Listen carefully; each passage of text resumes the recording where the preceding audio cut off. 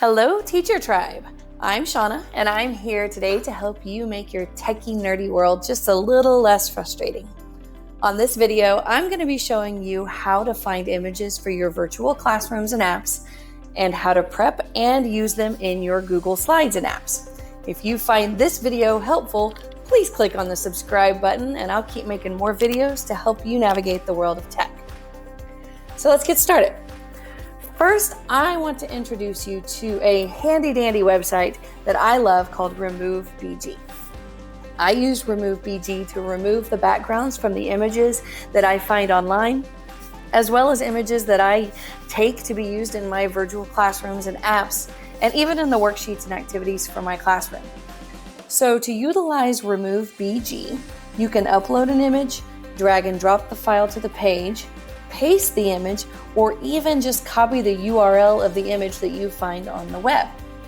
Once the image is converted, to get the real benefit of the removed background, you're going to want to save the image onto your hard drive. And I'm going to walk you through this. But first, where do we get these images? That's the fun part. So when I'm looking for images, I find that using Google Photo Search is the fastest and easiest way to find images for my classes. So let me show you how I do that.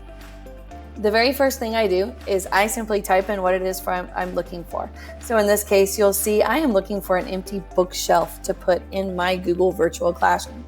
So I'm going to click on that and hit enter, and it's going to pull up a whole bunch of videos. But you'll notice what I have done is I have gone through and I have selected images that are labeled for reuse with modification. If you don't have this setting, it's really easy to find. You're going to click right here on Tools, and then when you do that, you'll see this little menu pops up and down. And what you will do is you will click on this little drop down, and I like to use labeled for reuse with modification. Now let me explain to you what that means. Some images are put on the web that are protected by copyright and use laws. So those can't really legally be used unless we have permission from the actual photographer or the owner of the content. By selecting labeled for reuse with modification or labeled for commercial reuse with modification, it means not only can we use it, we have their permission, but we can change the images. So it's really important that we try to keep those laws intact and we do our best to be good digital citizens. So I've selected my label for reuse with modification, and I'm just going to find a bookshelf that I like. This is kind of the style of the virtual classroom I'm building right now.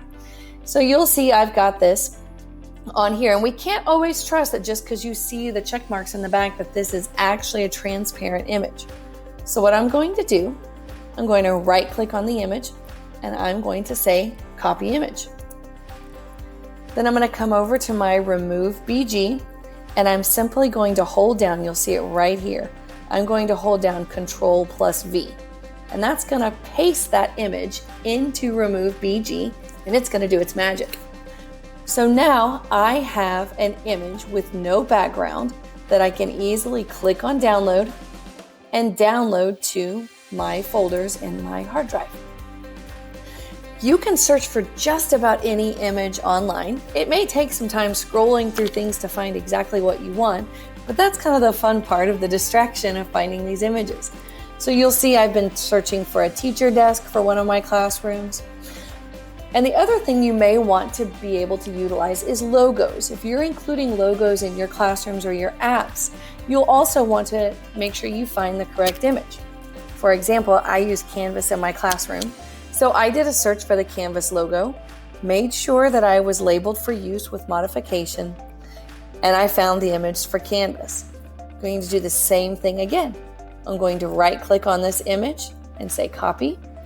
I'm going to come over to remove background. I can clear this out, clear this one out, and I can copy and paste that image. So you'll see now this image has a transparent background and can be used without the white box that's around it. Again, I'll click on download and download it. So as you saw when I was clearing that out, there was an image I was playing with. So what does it look like if you upload an image that you took? So we're going to upload a picture of my silly cat who crawled into my Amazon box this afternoon. And you will see on this one, it removes the background, but it kind of didn't get everything that we wanted. You can actually click on this edit box and you have the option to erase and restore.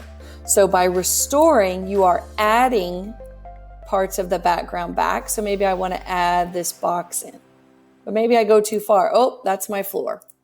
So I want to erase, and it's going to take that background back out. So it allows you to have a degree of precision in your background removal. There's some other fun things that you can do with the image. You can actually just swap out the background, but for this purpose, I usually just make the image transparent. So this is how you search for, you find, and you remove the backgrounds of the images that you might want to use in your Google Virtual Classroom or your Google Apps. I hope you found this video informative. If it's been helpful for you and you want to see more, again, click that subscribe button and I'll keep making content. Have a great day.